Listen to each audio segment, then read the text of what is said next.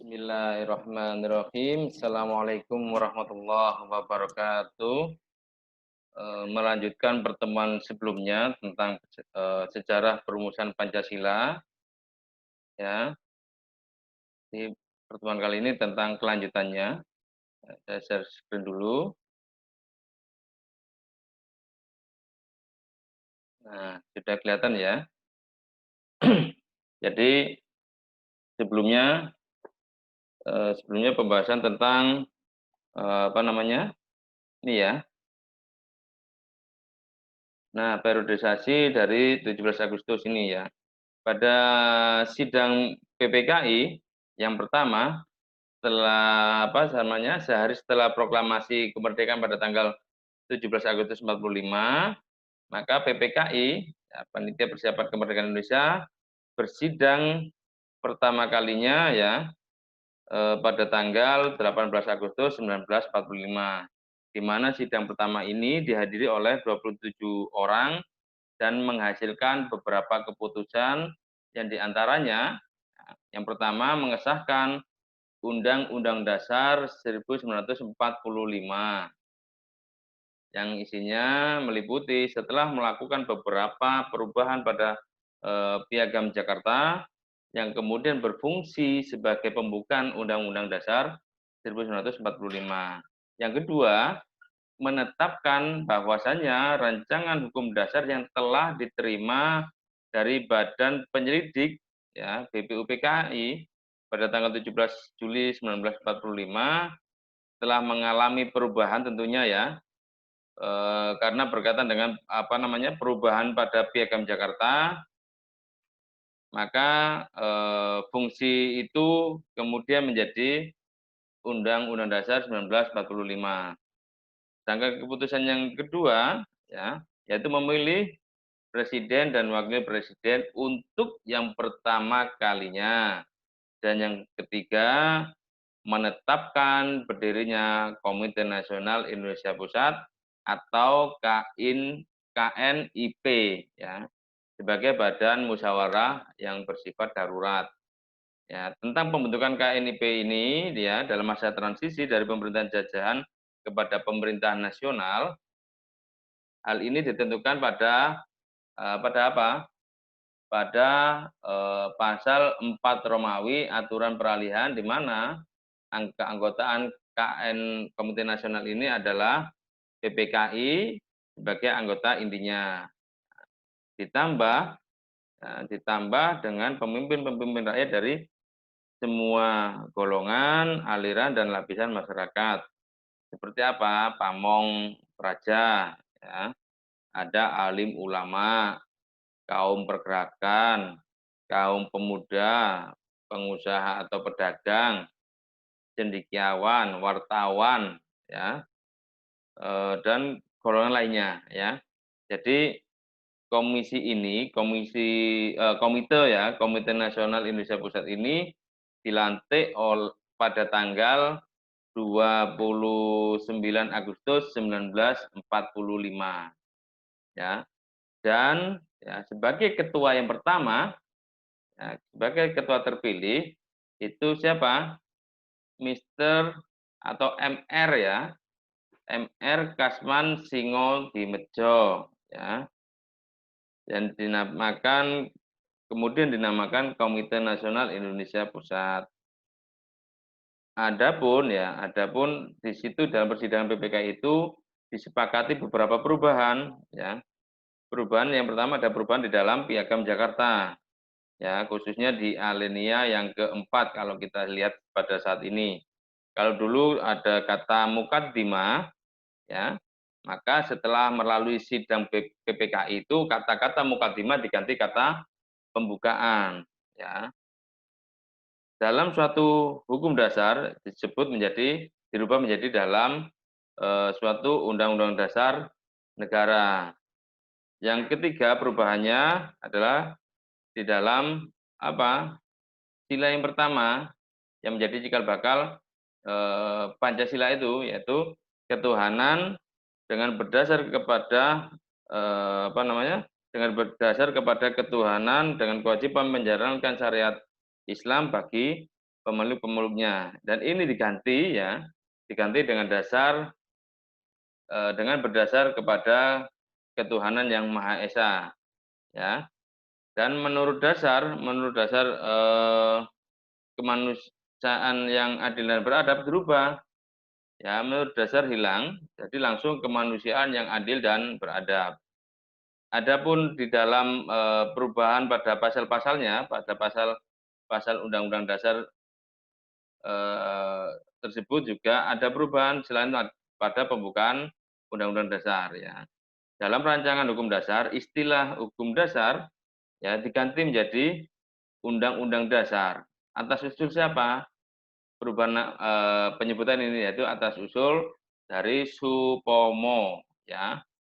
Sedangkan dalam rancangan 2 orang wakil presiden, maka diganti menjadi seorang wakil presiden. Ya, ketentuannya di dalam isi norma dasar itu atau undang-undang dasar sebutannya saat ini ya. Presiden harus orang Indonesia asli yang beragama Islam ya. Itu diganti ya. Diganti menjadi presiden harus orang Indonesia asli. Ya, jadi kata-kata Islamnya dihilangkan ya. Lalu yang keempat ya, dalam rancangan disebutkan selama pegang pimpinan perang ya, dipegang oleh Jepang dengan persetujuan pemerintah Indonesia ini klausul pasal ini dihapuskan ya karena Indonesia sudah menyatakan diri kemerdekaannya ya. Jadi apa namanya? Ada berbagai perubahan yang menyangkut Piagam Jakarta menjadi pembukaan Undang-Undang Dasar beserta pasal-pasalnya. Akhirnya mengikuti ya perubahan di dalam pembukaan maka di isinya pun juga mengikuti adanya perubahan ya. Pada sidang yang kedua, PPKI berhasil menentukan ketetapan di mana tentang apa? Tentang daerah provinsi ya, dengan pembagian Jawa Barat, Jawa Tengah, Jawa Timur ya, Sumatera, Borneo ya. Borneo itu Kalimantan saat ini ya namanya. Ada Sulawesi, ada Maluku dan Sunda Kecil ya. Dan untuk sementara waktu, kedudukan Koti, ya ibu kota, dan sebagainya, diteruskan sampai sekarang. Kota administratif ya, Koti ya. Sedangkan untuk, waktu kedudukan kota dan Kiminte, ya itu diteruskan sampai sekarang ya, bentukan dari Jepang diteruskan. Bahkan pada sidang yang, apa namanya, sebelum sidang ketiga, ya, hasil yang ketiga dalam sidang itu sebelum sidang ketiga ya, pada hasil putusan yang ketiga, maka apa, dibentuklah departemen-departemen, ya. Di antaranya Departemen Dalam Negeri, Departemen Luar Negeri, Departemen Kehakiman, Departemen Keuangan, Departemen Kemakmuran, ya. Ada Departemen Kesehatan, Departemen Pengajaran, Pendidikan, dan Kebudayaan, Departemen Sosial, Departemen Pertahanan, Departemen apa namanya, Penerangan, Departemen Perhubungan, dan Departemen Pekerjaan Umum. Jadi ada 12 departemen yang diputuskan pada sidang kedua PPKI pada 19 Agustus 1945. Sedangkan pada sidang yang ketiga pada tanggal 20 Agustus 1945 ini dilakukan pembahasan tentang apa? Badan Penolong Keluarga Korban Perang, di mana keputusan yang dihasilkan adalah terdiri atas 8 pasal dan salah satu pasalnya ya itu memberikan amanat bahwasanya dibentuklah suatu badan yang disebut Badan Keamanan Rakyat atau apa? BKR ya. Sedangkan pada sidang yang keempat pada tanggal 22 Agustus 1945 dan ini hanya membahas tentang agenda Komite Nasional, yaitu apa? Pembentukan Partai Nasional Indonesia atau PNI yang berkedudukan di Jakarta. Ya, tuh. Berikutnya Nah, ini ya. Jadi pada masa apa namanya? Medio tahun 1927 Desember sampai 49 sampai 5 Juli apa namanya? 59 ya. Jadi di sini setelah proklamasi itu Indonesia masih menghadapi kekuatan sekutu ya. Menghadapi kekuatan sekutu yang berupaya menanamkan kembali kekuasaan Belanda di Indonesia. Selain itu, Belanda juga secara licik mempropagandakan kepada dunia luar bahwa negara Indonesia adalah hadiah dari fasis Jepang. Tarik-menarik antara Republik Indonesia dan pemerintah Belanda ini lantas berujung apa? Berujung pada perundingan konferensi meja bundar ya atau KMP pada 27 Desember 1949 di mana hasil dari konferensi ini adalah pemerintah Belanda mengakui kedaulatan dan kemerdekaan Indonesia ya sekaligus berdirinya Republik Indonesia Serikat atau RIS. Namun ya, negara federal ini tidak berumur panjang, ya kan? Tidak berumur panjang. Pada tanggal 17 Agustus 1950, Indonesia kembali lagi ke bentuk apa? Negara Kesatuan Republik Indonesia atas usul siapa? Atas usul Muhammad Nasir ya yang menyampaikan tentang mosi integralnya ya. Di mana di dalam konstitusi RIS ini maupun Undang-Undang Dasar 45 Pancasila diubah menjadi apa? Yang pertama, ketuhanan yang Maha Esa, yang kedua, peri kemanusiaan, yang ketiga kebangsaan, keempat kerakyatan, dan kelima keadilan sosial. Adapun UUD S50 disebut sementara karena UUD yang final akan dirumuskan oleh konstituante. Dan konstituante ini adalah anggota-anggota yang dipilih langsung oleh rakyat ya melalui pemilihan umum tentunya ya. Dan pemilihan umum ini diselenggarakan oleh siapa? Di masa Kabinet Burhanuddin Harahap ya, yang berlangsung pada 29 September 1955 ya, yang diikuti oleh 28 partai politik atau calon perorangan. Jadi pemilihan umum ya, pemilu yang pertama kali diadakan di Indonesia setelah Indonesia merdeka itu pada 29 September 1955, di mana hasil pemilu itu adalah PNI dan Masyumi memperoleh masing-masing 57 kursi di parlemen dari total jumlah kursi 257. NU ya mendapatkan 45 kursi dan PKI ya Partai Komunis Indonesia mendapatkan 39 kursi.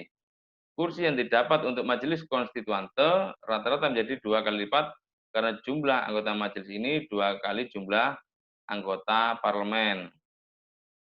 Pada 10 November 1956, ya, Soekarno meresmikan pembentukan konstituante hasil pemilu 1955, ya, yang langsung apa namanya? Yang langsung memulai persidangannya yang pertama, ya. Majelis ini dipercaya untuk menyusun konstitusi negara. Pada mulanya mereka menampung 3 gagasan dasar negara, ya, yaitu Pancasila, Islam, dan sosialisme. Ya. Gagasan dasar negara Pancasila memperoleh dukungan, ya, memperoleh dukungan 273 suara atau 273 suara. Sedangkan gagasan dasar negara Islam mendapatkan 230 suara. Sementara gagasan negara sosialisme tak mendapat tak menjadi pusat pembicaraan lantaran hanya meraup 9 suara saja ya. Jadi kegagalan yang dipersepsikan terjadi ini lantas membuat Presiden Soekarno tidak sabaran ya. Jadi Presiden Soekarno tidak sabar atas apa yang terjadi di dalam konstituante itu. Apalagi kehidupan politik ya kian labil akibat seringnya pergantian kabinet dan terjadinya gangguan keamanan berupa sejumlah pemberontakan bersenjata. Nah, bersenjata ini juga menyebar di tiap-tiap daerah, pasti ada pemberontakan, ya. Dan akibatnya Presiden Soekarno lekas atau segera memberlakukan atau mengeluarkan dekret presiden, ya, dekret presiden pada tanggal 5 Juli 1959 yang menandai masuknya Indonesia ke era apa? Era Orde Lama. Lalu apa isi dari dekret presiden itu yang dikeluarkan oleh Presiden Soekarno pada 5 Juli 1959? Ya, ada 3 isinya. Ya. Yang pertama membubarkan konstituante, yang kedua menetapkan berlakunya kembali UUD 1945 dan tidak berlakunya kembali UUD 1950. Dan yang ketiga dibentuknya MPRS dan DPAS dalam waktu yang sesingkat-singkatnya. Ya. Jadi berdasarkan dekret itu UUD 45 berlaku kembali di Negara Kesatuan Republik Indonesia. Sekaligus berlakunya kembali Pancasila yang disahkan pada tanggal 18 Agustus 1945. Namun menariknya dari dekret presiden ini, ya, dekret ini berkontribusi pada terciptanya jalan tengah antara Pancasila versi Piagam Jakarta, ya, Pancasila plus 7 kata yang belum dihapus, dan Pancasila versi 18 Agustus 1945. Yaitu ketika konsideran dekret ini menyatakan berkeyakinan, ya, bahwa Piagam Jakarta tertanggal 22 Juni, ya, menjiwai Undang-Undang Dasar 1945 dan adalah merupakan suatu rangkaian kesatuan dengan konstitusi tersebut. Dan konsideran ini juga yang selalu membayangi dinamika pertarungan ideologi dan politik dalam perjalanan sejarah Indonesia. Karena apa? Karena konsideran ini dipersepsikan membuka celah bagi pemberlakuan syariat Islam, ya, dalam segala sendi kehidupan berbangsa dan bernegara di Indonesia. Ya. Jadi dalam mukadimah tersebut, ya, yang telah dihapuskan sama sekali jiwanya, semangat atau isi mukadimah sebagai penerjemahan resmi proklamasi kemerdekaan Indonesia. Ya, di mana termasuk juga perubahan susunan kata-kata dari kelima sila dalam Pancasila, seperti yang saya kemukakan tadi, ya. Lalu dalam masa seperti tadi, ya. Jadi eh, karena hasil pemilu ini menghasilkan konstitusi untuk menyusun Undang-Undang Dasar perubahan 50, tetapi selama kurang lebih 2,5 tahun sidang ini tidak berhasil menghasilkan sesuatu yang sesuai dengan keinginan, ya. Yaitu merubah merubah Undang-Undang Dasar Konstitusi Negara atau UUD 1950 sebagai sistem parlementer. Kepala negara sebagai pucuk pimpinan pemerintahan tidak dapat diganggu gugat karena kepala negara dianggap tidak pernah bersalah. Nah, ini, ya. Ini yang jadi permasalahan waktu itu, ya. Jadi panjang sekali perjalanan bangsa ini, ya. Lalu perjalanan bangsa setelah 5 Juli 1959, ya. Jadi pemberlakuan dekret sesungguhnya memiliki 2 sisi, yaitu positif sekaligus negatif. Sisi positifnya adalah dasar negara Pancasila kian dikokohkan. Kian dikokohkan dengan kembalinya Indonesia kepada Undang-Undang Dasar 1945, mengingat Pancasila tercantum di dalam alinea keempat pembukaan UUD 45. Sedangkan pada sisi negatifnya adalah dekret ini membuka jalan bagi pemerintahan yang otoriter. Pemerintahan otoriter yang dijalankan oleh Presiden Soekarno, ya. Dengan apa? Dengan konsep demokrasi terpimpinnya, ya.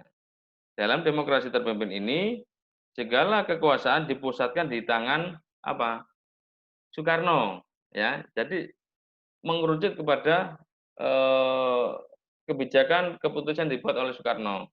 Tidak ada prinsip saling mengoreksi, ya, atau bahasa kerennya saat ini adalah checks and balance, ya, oleh trias political, ya. Trias political apa saja? Ya, ada eksekutif, ada legislatif, ada yudikatif, ya. Sebagaimana lazim diterapkan atau dipraktekkan di negara-negara yang demokratis, ya. Bahkan Soekarno membukukan DPR hasil pemilu 1955, ya, yang demokratis dan menggantikannya dengan DPR apa? DPR gotong royong atau DPR GR, ya, yang para anggotanya justru tentunya ya, justru dipilih oleh presiden sendiri, ya, karena dibentuk oleh seorang presiden. Jadi penunjukannya pun juga atas petunjukan dari Presiden Soekarno, ya. Dan konsep ini kian dikukuhkan oleh sosialisasi gencar Manipol Usdek, ya, yang digagas oleh Soekarno dalam pidatonya tanggal 17 Agustus 1959. Manipol Usdek adalah apa? Manifestasi politik yang terdiri atas Undang-Undang Dasar 45, sosialisme Indonesia, demokrasi terpimpin, ekonomi terpimpin, dan kepribadian Indonesia atau USDEK. Lalu Presiden Soekarno juga memperkenalkan apa? Memperkenalkan konsep Nasakom, ya. Ya, Nasakom itu kependekan dari nasionalis, agama, dan komunis, ya. Berbekal Manipol, Usdek, dan Nasakom ini, PKI mendapatkan momentum untuk tampil di pentas nasional, ya, di pentas politik nasional. Tokoh-tokohnya pun mulai mengetengahkan, ya, tafsiran-tafsiran atas Pancasila yang sesungguhnya tidak sesuai dengan nilai-nilai Pancasila. Sebagai contoh, ya, tentu kalian kenal nama Aidit, DN Aidit atau Dipa Nusantara Aidit, ya, di mana Aidit ini menguraikan bahwa ketuhanan yang Maha Esa memberikan apa? Ruang bagi kebebasan untuk apa? Untuk tidak beragama, ya. Selain itu, Aidit menyatakan bahwa Pancasila hanyalah alat pemersatu. Sementara itu, Nyoto, ya, mengartikan pri kemanusiaan sebagai internasionalisme, yaitu persatuan buruh di seluruh Indonesia. Internasionalisme, ya. Kepercayaan diri PKI ini itu berlebihan, ya, yang mengakibatkan apa namanya, tercetusnya gerakan 30S di tahun 1965, ya, di tengah krisis ekonomi, ya. Di tengah krisis ekonomi dengan inflasi yang menggila, ya, dengan kebijakan, apa namanya, kebijaksanaan yang dikeluarkan pemerintah saat itu adalah kebijaksanaan mercusuar, ya. Mercusuar itu kebijakan untuk menonjolkan citra, tapi tanpa memperhatikan kekuatan ekonomi negara. Soekarno seperti pada penyelenggaraan Asian Games yang pada tahun 1962, di mana penyelenggaraan Ganevo, Games of New Emerging Force, dan lain-lain. Akan tetapi gerakan ini berhasil ditanggulangi oleh TNI, ya, oleh tentara di bawah komando Maijen Soeharto. Ya, sekaligus berakibat pada apa? Tergerusnya kewibawaan seorang Presiden Soekarno, ya. Sebagai puncaknya, maka Soekarno pun membuat apa? Membuat surat perintah 11 Maret pada tahun 1966, ya, yang memberikan kepercayaan dan wewenang kepada Pak Soeharto untuk menguasai keadaan yang serba tidak menentu dan sulit untuk dikendalikan.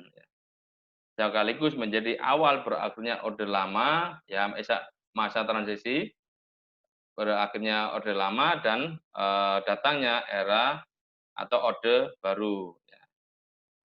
Dan sini, ya, pada pelaksanaan demokrasi terpimpin ini, Ya, MPRS menyatakan bahwasanya, jabatan presiden itu seumur hidup. Nah, ya, karena demokrasi terpimpin, tidak ada yang menghalang-halangi apapun keinginan dan keputusan presiden. Ya, MPR juga dibentuk oleh Presiden Soekarno waktu itu, ya. Jadi menginginkan jabatan presiden itu seumur hidup, ya. Lalu apa? Akhirnya dengan angin segar ini dan dengan didukung oleh PKI yang berhaluan ateisme, maka lahirnya kudeta dari PKI yang jelas-jelas akan membentuk negara komunis Indonesia sebagai apa? Suatu penyimpangan yang terbesar, ya, penyimpangan yang terbesar setelah tahun, mereka setelah melakukan pemberontakan di PKI di Madiun pada 1948, ya. Mereka melakukan lagi, apa namanya, pemberontakan, pergerakan di tahun 1965, ya.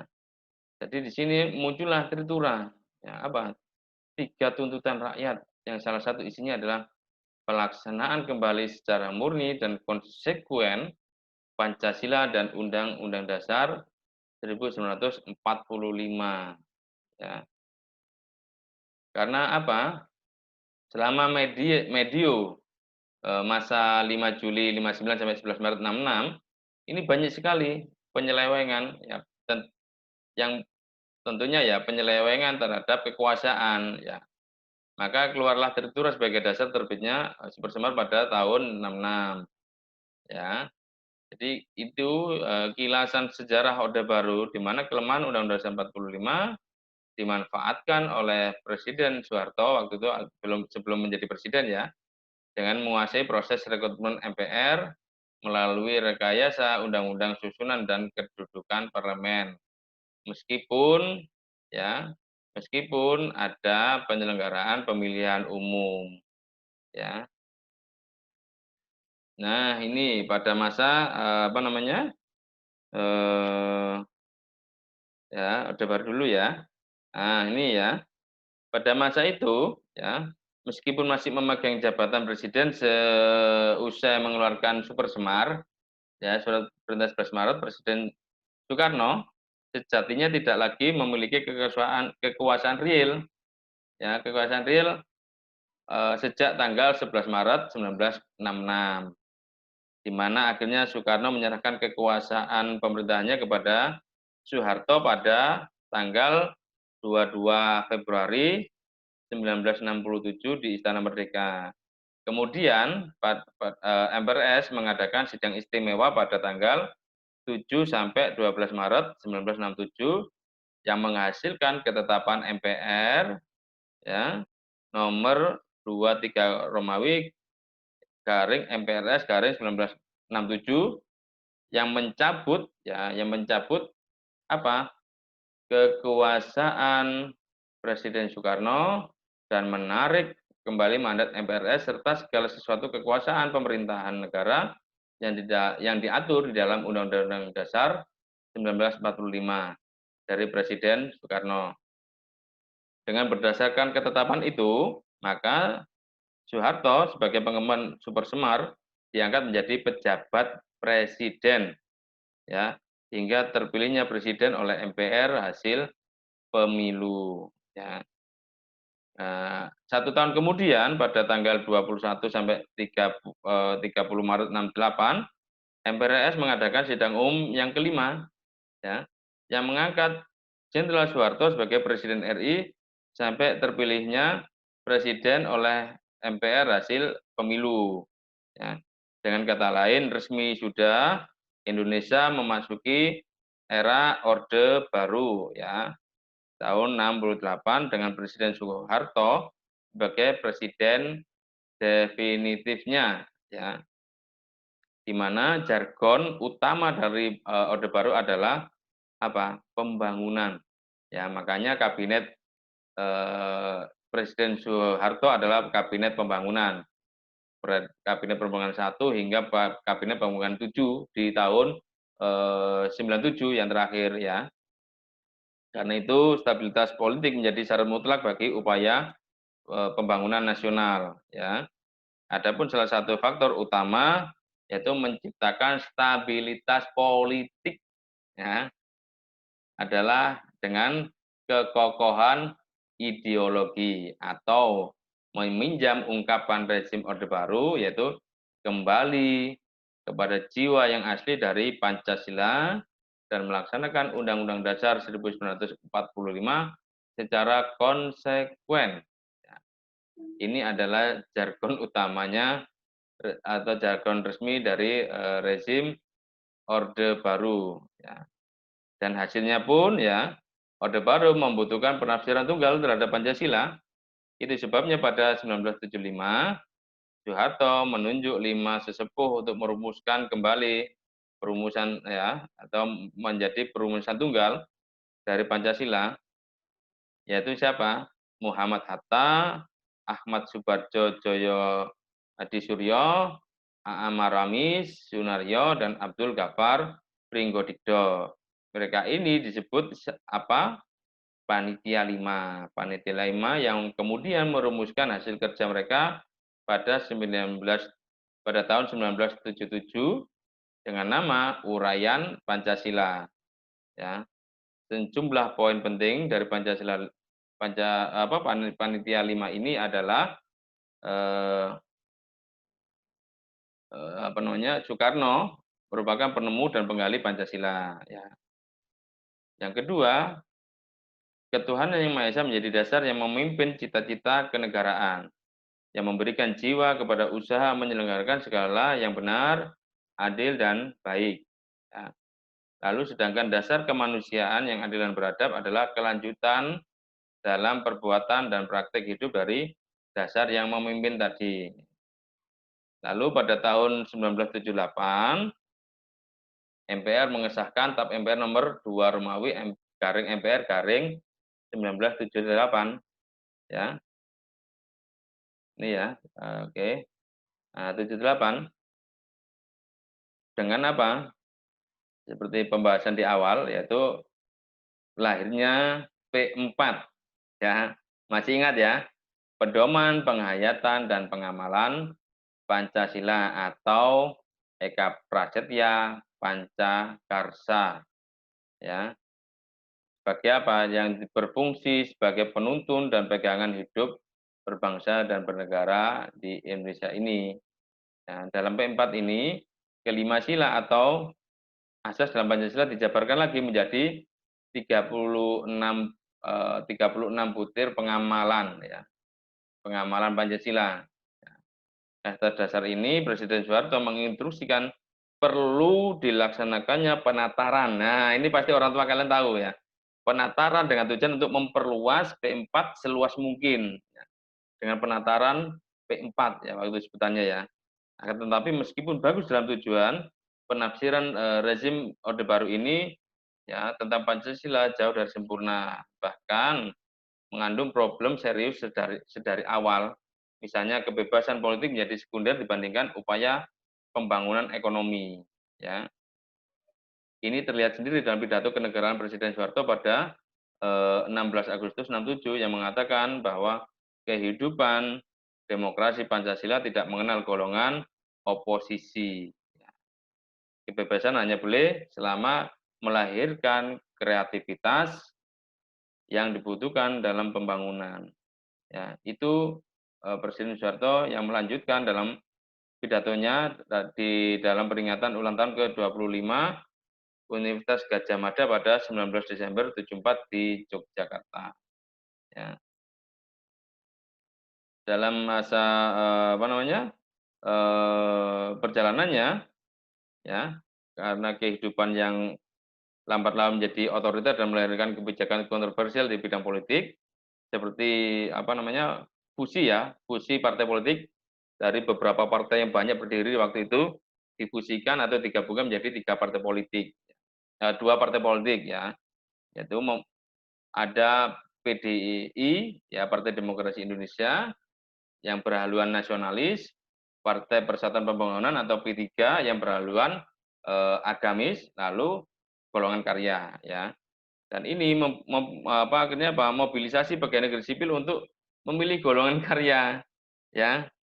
Larangan partai politik kecuali golongan karya yang merupakan golongan untuk memiliki ranting, ya, hingga level bawah dan pemberlakuan asas tunggal Pancasila, ya, bagi setiap partai politik dan ormas atau organisasi kemasyarakatan, ya, menurut Undang-Undang Nomor 3 Tahun 1985 tentang partai politik dan Undang-Undang 8 Tahun 1985 tentang organisasi kemasyarakatan adalah sebagai contohnya, ya, harus menerapkan asas tunggal Pancasila, ya.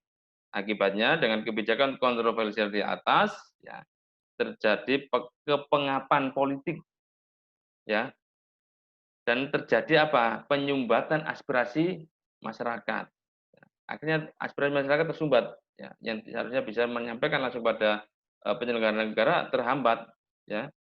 Dengan kebijakan ekonomi yang dilaksanakan lama-kelamaan juga kian menjauhi kepentingan rakyat, ya.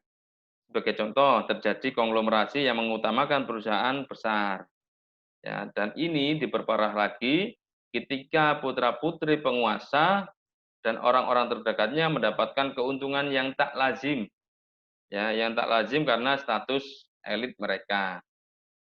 Akhirnya apa? Terciptalah suatu akronim berlabel negatif yang populer hingga saat ini, ya.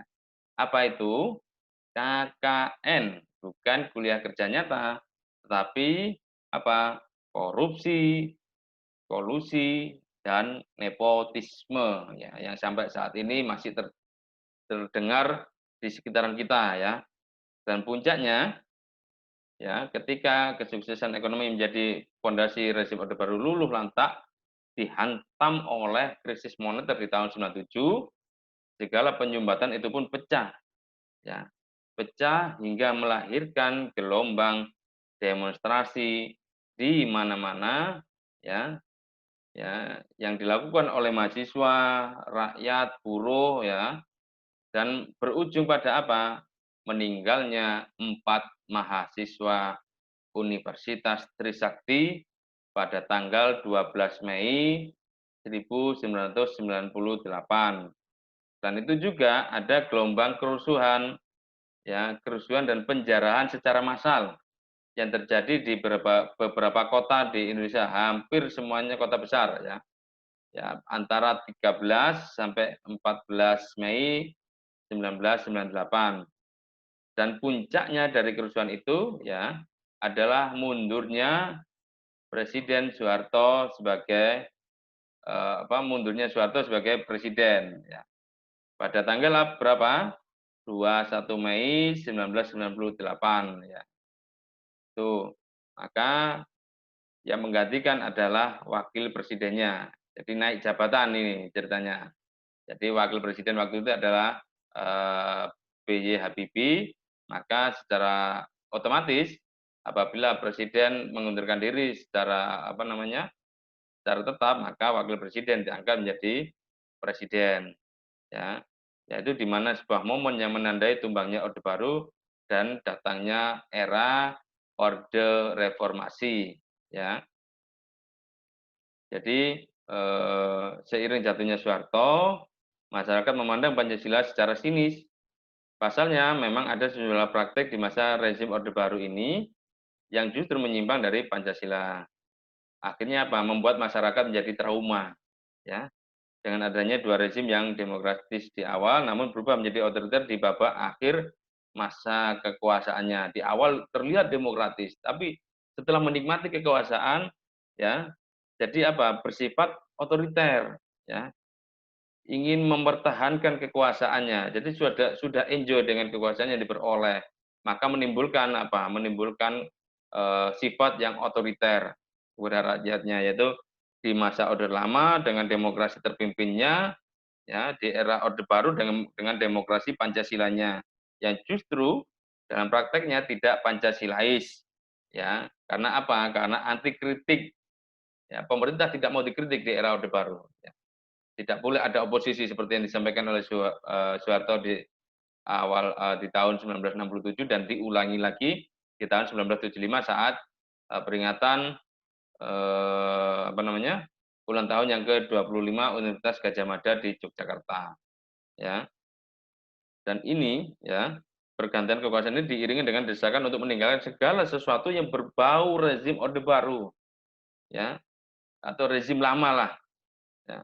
Konsep negara kesatuan digugat ya, dengan kian intensifnya sejumlah gerakan yang ingin memisahkan diri dari NKRI. Ya, contohnya GAM ya, di mana di Aceh. GAM itu Gerakan Aceh Merdeka ya.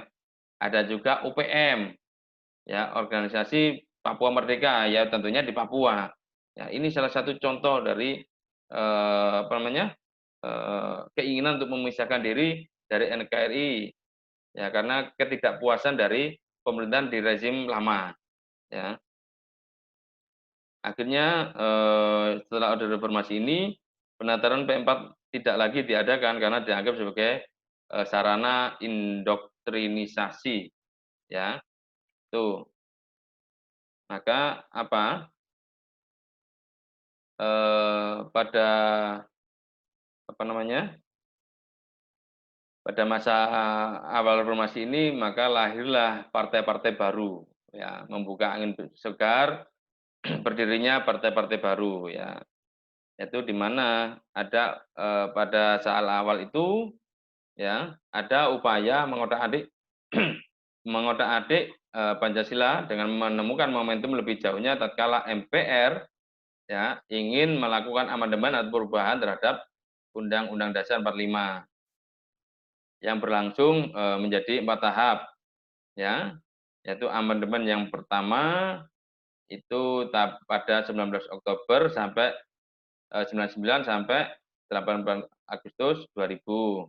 Amandemen yang kedua dilakukan 18 Agustus 2000 sampai 9 November 2001. Ya, amandemen yang ketiga 9 November 2001 sampai 10 Agustus 2002. Dan amandemen yang keempat terjadi pada tanggal 10 Agustus 2002 ya. Hingga sekarang masa berlakunya. Jadi yang berlaku saat ini adalah Undang-Undang Dasar yang sudah diamandemen pada 2002 ya. Jadi pada dasarnya ya, pada dasarnya proses amandemen yang dilalui menjadi 4 proses itu hingga 2002, ada pasal 29 itu pun tidak mengalami perubahan ya.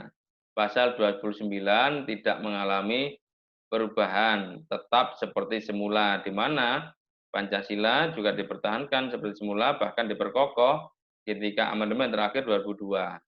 Ya, yaitu menambahkan ayat yang kelima di pasal 37 bab ke-16 tentang perubahan Undang-Undang Dasar 45 bahwa khusus mengenai bentuk negara kesatuan Republik Indonesia tidak dapat dilakukan perubahan ya, tidak boleh dirubah. Artinya karena nama lengkap dari Undang-Undang Dasar 45 adalah Undang-Undang Dasar Negara Republik Indonesia, maka Pancasila yang menjadi dasar dari Undang-Undang Dasar Negara Republik Indonesia sebagaimana tercantum di dalam alinea keempat pembukaan ya, tentu secara otomatis tidak dapat pula dilakukan perubahan. Ditambah lagi pengamanan bentuk NKRI dan dasar negara Pancasila sebagai hal mutlak yang tak boleh diubah di kemudian hari juga menjadi bagian dari 5 kesepakatan dasar perubahan Undang-Undang Dasar 1945 oleh panitia ad hoc 1 Badan Pekerja MPR. Apa saja? Ya. Kesepakatan yang pertama adalah tidak mengubah pembukaan Undang-Undang Dasar 45 ya. Yang kedua, tetap mempertahankan negara kesatuan Republik Indonesia. Yang ketiga, mempertegas sistem presidensil ya. Yang keempat, penjelasan Undang-Undang Dasar 45 yang memuat hal-hal normatif akan dimasukkan ke dalam pasal-pasal. Ya. Makanya di hasil dari Undang-Undang Dasar Amandemen 2002 kita tidak lagi menjumpai adanya penjelasan di dalam Undang-Undang Dasar 1945. Ya. Dan perubahan ini yang kelima ya, keputusan yang kelima, perubahan ini dilakukan dengan cara addendum ya. Ya. Karena untuk meningkatkan efisiensi ya. Dan sebagai contoh efisiensi ini dalam ayat tambahan nomor 4 di pasal 33 Undang-Undang Dasar bab ke-14 tentang perekonomian nasional dan kesejahteraan sosial disebutkan, perekonomian nasional diselenggarakan berdasar atas demokrasi ekonomi dengan prinsip keadilan, kebersamaan, efisiensi, berkeadilan, berkelanjutan, berwawasan lingkungan, kemandirian, serta dengan menjaga keseimbangan kemajuan dan kesatuan ekonomi nasional. Seakan ingin mencondongkan haluan ekonomi Indonesia ke arah yang lebih kapitalistis, ya. Sebab salah satu asumsi filosofis perekonomian kapitalis adalah efisiensi kerja. Setiap perusahaan akan tercipta apabila ada persaingan sempurna, ya. Pasalnya apa? Perusahaan yang tidak efisien pasti akan terpental dengan sendirinya dari persaingan pasar. Ya, di sisi lain, amandemen memiliki juga nilai positifnya, ya. Apa? Pembatasan kekuasaan presiden menjadi 2 masa jabatan yang dapat menghindarkan terjadinya seorang presiden yang berkuasa terlalu lama hingga kemudian terlena, terlalu enak dalam jabatannya hingga melanggengkan kekuasaannya sebagaimana terjadi di masa itu, ya. Demikian juga, ya, pada amandemen ini juga lahir sebuah mahkamah baru, ya, yaitu di lembaga yudikatif, yaitu apa? Mahkamah Konstitusi untuk mengawal penerapan konstitusi. Selain itu juga ada lahirnya lembaga yudikatif lainnya, yaitu Komisi Yudisial, ya, yang tugasnya mengawasi para hakim. Ini sangat positif bagi terciptanya cita-cita Indonesia sebagai negara yang menjunjung tinggi supremasi hukum atau rule of law, ya. Maka dari itu, ya, untuk mencegah Pancasila ini kian tergerus relevansinya, eksistensinya, maka dan wibawanya sebagai perekat bangsa, ideologi negara, dasar negara, dan dasar falsafah negara, berbagai stakeholder, ya, pemangku kepentingan bangsa mulai melakukan upaya yang konkret, ya. Apa upaya yang konkret? Ya, nah ini ya. Jadi hasil amandemen ini akhirnya apa? Mempertegas deklarasi kembali, ya, deklarasi negara hukum dari semula yang hanya di dalam penjelasan menjadi bagian dari batang tubuh, ya, yaitu adanya pemisahan kekuasaan negara, ditegaskan lagi, ya. Ya, termasuk apa? Salah satunya pengaturan sistem hukum pemilu, ya. Pemilu langsung diterapkan bagi presiden dan wakil presiden, ya. Adanya periodisasi lembaga presiden yang dibatasi secara tegas, ya, maksimal 2 kali masa jabatan yang sama, ya. Dan kekuasaan kehakiman harus mandiri, ya. Selain Mahkamah Agung ada namanya Mahkamah Konstitusi, ya. Selain itu akuntabilitas politik melalui proses rekrutmen anggota parlemen dengan suara terbanyak, ya, melalui pemilihan umum tentunya, ya. Termasuk adanya perlindungan secara tegas terhadap HAM, ya, yaitu yang terjadi di pasal 28, ya. Nanti bisa dilihat sendiri di pasal 28.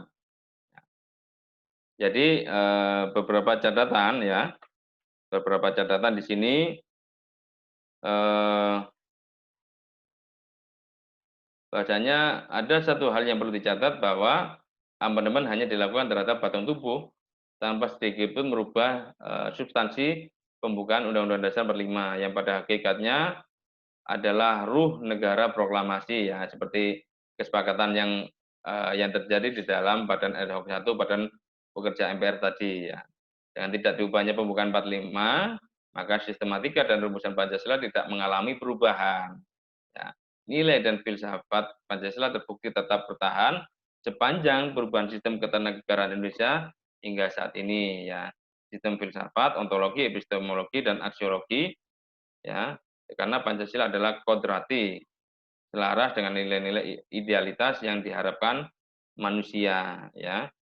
Jadi, eh, Muhammadiyah, ya, Muhammadiyah dalam hasil muktamarnya yang ke-47 di Makassar pada tanggal 3 sampai 7 ya, 3 sampai 7 Agustus 2005, ya, mengeluarkan, hasilnya, ya, yang salah satunya adalah apa? Darul Ahdi was Syahadah, ya. Yaitu pertama, NKRI adalah negara Pancasila yang ditegakkan di atas falsafah kebangsaan yang luhur dan sejalan dengan ajaran Islam. Ya, putusannya ya. Yang kedua, negara Pancasila merupakan konsensus ya, konsensus konsensus nasional Darul Al-Ahdi dan tempat pembuktian atau kesaksian Darul Al-Syahadah ya, untuk menjadi negeri yang aman dan damai, Darul Al-Salam ya, dalam naungan ridha Allah Subhanahu wa taala. Yang ketiga, Pancasila adalah ideologi negara yang mengikat seluruh komponen bangsa. Pancasila bukan agama, substansinya mengandung dan sejalan dengan ajaran Islam dan menjadi rujukan ideologis dalam kehidupan kebangsaan yang majemuk. Yang keempat, umat Islam termasuk Muhammadiyah berkomitmen menjadikan negara Pancasila sebagai Darul Ahdi wa Syahadah, ya, negara tempat bersaksi dan membuktikan diri dalam mengisi kehidupan kebangsaan yang bermakna. Dan yang kelima, Muhammadiyah berkomitmen membangun negara Pancasila dengan pandangan Islam yang berkemajuan. Ya. Sedangkan di sisi lain, Nahdlatul Ulama kembali mengangkat kembali deklarasi hubungan Pancasila dan Islam ya yang dihasilkan di dalam Munas Situbondo tahun 1983 yang mana menyebutkan yang satu, Pancasila sebagai dasar dan falsafah negara bukanlah agama dan tidak dapat menggantikan agama. Yang kedua, sila ketuhanan yang Maha Esa menjiwai sila-sila yang lain, mencerminkan tauhid menurut pengertian keimanan dalam Islam. Yang ketiga, bagi NU, Islam adalah akidah dan syariah yang meliputi aspek hukum, hubungan manusia dengan Allah, dan hubungan antar manusia. Yang keempat, penerimaan dan pengamalan Pancasila merupakan perwujudan dari upaya umat Islam Indonesia menjalankan syariat agama. Yang kelima, NU berkewajiban mengamankan pengertian yang benar tentang Pancasila dan pengamalannya yang murni dan konsekuen oleh semua pihak ya. Dan ini ya, dan pada akhirnya MUI pun juga menegaskan ya, Majelis Ulama Indonesia pada Rakernas yang kedua MUI di Ancol pada November 2016 meluncurkan komitmen kebangsaan dan kenegaraan MUI yang berbunyi eksistensi NKRI tidak lepas dari perjuangan ulama dan umat Islam Indonesia. Komitmen terhadap Pancasila, NKRI, dan Bhinneka Tunggal Ika bagi MUI adalah final dan mengikat. Yang kedua, umat Islam memiliki tanggung jawab lebih besar dalam memelihara keutuhan NKRI dan menjaga kebinekaan dari segala ancaman. Ya. Yang ketiga, kesepakatan membentuk NKRI berdasarkan Pancasila mengikat seluruh elemen bangsa. Bagi MUI, kesepakatan tersebut merupakan tanggung jawab keagamaan sekaligus kebangsaan untuk memelihara keluhuran agama dan mengatur kesejahteraan bersama. Yang keempat, bangsa Indonesia yang majemuk harus hidup berdampingan dengan prinsip kesepakatan, bukan saling memerangi. Ya. Dan yang paling akhir, pemerintah merasa kian niscaya keperluan untuk memantapkan kesadaran akan Pancasila sebagai perekat bangsa yang majemuk di tengah tantangan yang begitu beraneka ragam. Dan pemerintah pun mengeluarkan keputusan Presiden nomor 24 tahun 2016 tentang Hari Lahir Pancasila, ya, di mana pada tanggal itu pemerintah menetapkan 1 Juni sebagai Hari Lahir Pancasila, termasuk mendirikan unit kerja Presiden bernama Pembinaan Ideologi Pancasila yang saat ini berubah menjadi BPIP, Badan Pembinaan Ideologi Pancasila, ya. Dan sebagai penutup pada sejarah perumusan Pancasila kali ini, jadi paling tidak Pancasila sejauh ini memiliki setidaknya 8 versi, yaitu versi M. Yamin, versi Supomo, versi Soekarno, yaitu 1 Juni 1945, versi Piagam Jakarta 22 Juni 1945, versi resmi sebagai dasar negara yaitu hasil keputusan sidang PPKI 18 Agustus 1945, versi RIS, ya, versi UUDS dan versi Dekret Presiden. Akan tetapi, kedelapan rumusan Pancasila itu tetap sama dalam semangat yang sudah terbukti membantu Indonesia tetap utuh sebagai suatu bangsa di tengah beraneka ragam tantangan yang mendera, ya, seperti saat ini. Tinggal bagaimana kita merawatnya, ya, bagaimana kita senantiasa mengenang, menghargai, menghayati, ya, melestarikan dan mengembangkan warisan sekaligus modal yang sangat berharga ini dari para pendiri bangsa, ya, dari para pendiri bangsa negara, ya, yang sudah berjuang dengan mengorbankan segala jiwa, raga, dan hartanya demi Indonesia yang merdeka. Ya, cukup sekian yang bisa saya sampaikan. Ya, semoga bermanfaat. Dan akhirul kalam, nasrul minallah wa fathun qorib. Wassalamualaikum warahmatullahi wabarakatuh.